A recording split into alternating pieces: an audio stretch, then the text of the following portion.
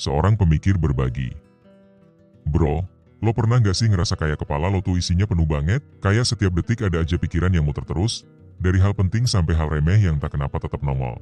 Kadang kita mikir terlalu jauh, terlalu dalam, sampai lupa rasanya diam.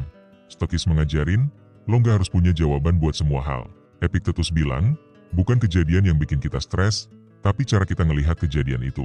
Lo bayangin, gimana kalau lo berhenti bentar, tarik napas, terus bilang ke diri lo sendiri, gue gak harus kontrol semuanya. Otak kita itu butuh istirahat, bukan cuma dari kerjaan, tapi juga dari pikiran yang numpuk. Stoikisme bukan ajaran buat jadi cuek, tapi buat jadi lebih sadar, bahwa gak semua hal layak dipikirin terus-menerus. Kadang, diam adalah bentuk jawaban paling bijak. Pertama, dunia gak akan berhenti hanya karena lo lelah. Lo capek, gue juga. Tapi dunia gak peduli. Realita pahitnya gitu. Tapi justru karena itu, Stoikisme ngajarin gimana caranya berdamai sama lelah, bukan kabur darinya. Marcus Aurelius pernah bilang, kita punya kekuatan untuk tenang di tengah kekacauan. Lo bisa aja sibuk banget, ngurus kuliah, kerja, keluarga, pacar, tapi kalau otak lo selalu penuh, akhirnya lo sendiri yang kehabisan tenaga buat hidup. Kadang kita perlu berhenti, bukan karena lemah, tapi karena sadar kalau terus nge-push diri sendiri juga nggak sehat. Stoikisme itu bukan ajaran pasrah, tapi ajaran sadar. Sadar kalau kita nggak bisa ngontrol dunia, tapi kita bisa ngontrol diri sendiri. Jadi, saat lo ngerasa semua hal di luar kendali, coba ingetin diri, apa yang bisa gue kendaliin sekarang? Kedua, gak semua masalah harus diselesaikan sekarang. Masalah itu datang kayak hujan, lo nggak bisa milih kapan turunnya. Tapi Stoikisme ngajarin lo cara berteduh, bukan panik nyari solusi pas hujan baru mulai netes. Kadang, yang kita butuh bukan jawaban, tapi jeda. Seneca pernah bilang, kita lebih sering takut sama bayangan masalah, daripada masalah itu sendiri. Kita suka buru-buru mikir, takut semuanya makin kacau, padahal kenyataannya belum tentu seburuk yang kita bayangin. Otak yang terlalu sibuk sering lupa satu hal penting, waktu. Gak semua harus diselesaikan sekarang. Kadang nunda itu bukan berarti lari, tapi ngasih ruang buat otak lo berpikir lebih jernih. Kayak air keruh yang butuh waktu buat tenang, baru kelihatan jernihnya. Ketiga, overthinking bukan tanda lo kuat, tapi lelah. Lo tahu nggak, overthinking itu kayak nyalain mesin mobil terus-terusan padahal lo nggak jalan. Lo buang energi, tapi nggak kemana-mana. Stoikisme ngajarin lo buat mikir seperlunya, bukan sebanyak-banyaknya. Epictetus bilang, jangan buang energi buat hal-hal yang di luar kendali lo. Tapi justru kita sering fokus ke hal yang nggak bisa kita ubah. Kita pikirin perkataan orang, masa depan yang belum kejadian, bahkan kesalahan lama yang udah lewat. Otak lo capek bukan karena lo bodoh, tapi karena lo terus memaksa mikir semua hal sekaligus. Padahal, kebijaksanaan itu bukan soal tahu banyak hal, tapi tahu mana yang penting buat dipikirin sekarang. Keempat, lo nggak harus jadi segalanya buat semua orang. Kita hidup di zaman yang minta lo jadi hebat di segala sisi. Pintar, produktif, care, stylish, lucu, bijak, dan tetap humble. Capek, jelas. Tapi Stoikisme bilang, hidup bukan soal memenuhi ekspektasi orang, tapi soal selaras sama nilai diri lo sendiri. Marcus Aurelius bilang, jika lo hidup untuk menyenangkan orang lain, lo akan jadi budak mereka. Dan itu benar banget. Otak kita penuh bukan karena kurang waktu, tapi karena terlalu banyak beban ekspektasi. Coba lo tanya ke diri lo sendiri, siapa yang sebenarnya gue coba bahagiain, mereka atau diri gue sendiri? Kadang jawaban itu bikin lo sadar, bahwa banyak tekanan itu datang bukan dari luar, tapi dari dalam pikiran lo sendiri. Kelima, hidup gak butuh validasi tiap hari. Lo sadar gak sih betapa seringnya kita ngepost sesuatu, terus diam-diam nungguin likes, views, atau komentar, kayak butuh diakui buat ngerasa berharga. Padahal, Stoikisme ngajarin lo buat tahu nilai diri lo, bahkan ketika gak ada yang tepuk tangan. Seneca pernah bilang, bahagia itu datang saat lo berhenti cari pengakuan dari orang lain. Dan kadang, makin lo ngejar validasi, makin kosong hati lo rasanya. Kenapa? Karena lo cuma dapat sorakan, bukan kedamaian. Kalau otak lo sibuk mikirin apa kata orang, lo akan terus capek. Lo akan terus ngebandingin diri, terus nyalahin diri, dan lupa satu hal penting.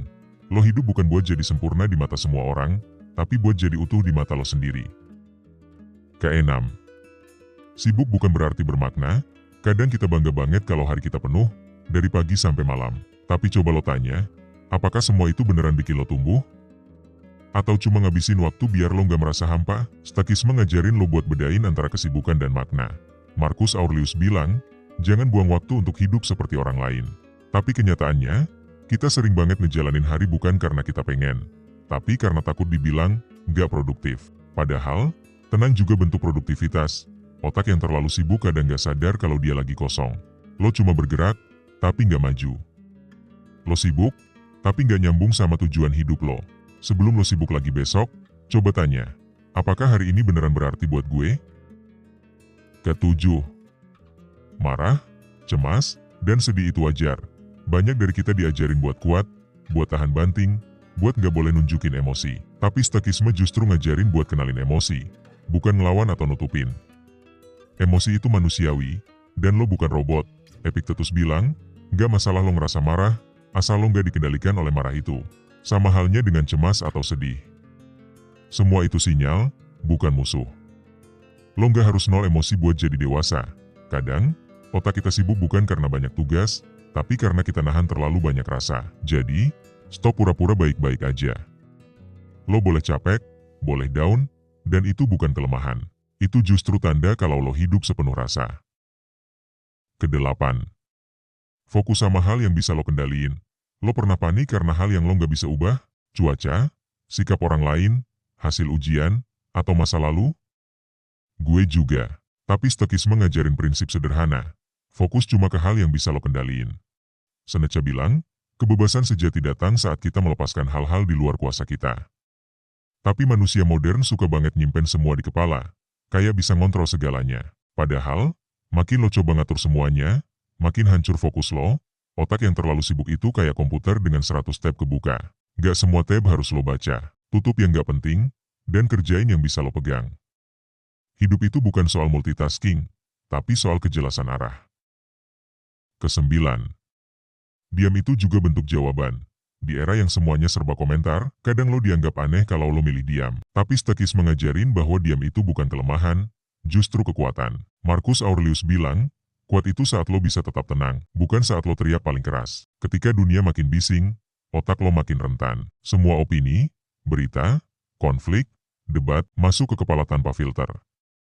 Padahal, tenang itu bukan menjauh dari dunia, tapi cara buat tetap waras di tengahnya. Jadi, kalau lo merasa otak lo terlalu sibuk, coba latihan diam. Gak usah ikut semua percakapan, gak usah jawab semua serangan. Kadang, jawaban paling bijak adalah gak usah jawab. Kesepuluh, obatnya bukan lari tapi hadir. Otak yang terlalu sibuk sering pengen kabur, scroll medsos terus, binge watching, atau kerja tanpa henti. Tapi stoikisme ngajarin, obat dari pikiran yang kusut adalah kehadiran, bukan pelarian. Epictetus bilang, kehidupan itu pendek. Jangan sia-siakan dengan hidup di masa lalu atau masa depan. Dan kadang, satu-satunya cara buat otak lo tenang adalah dengan benar-benar hadir. Di sini, di sekarang, hadir itu susah, gue tahu. Tapi saat lo mulai sadar napas lo, langkah lo, pikiran lo mulai ngerti bahwa hidup gak seberat itu kalau lo berhenti lari. Stoikisme bukan tentang jadi manusia yang dingin, tapi jadi manusia yang tenang. Tenang di dalam ributnya dunia.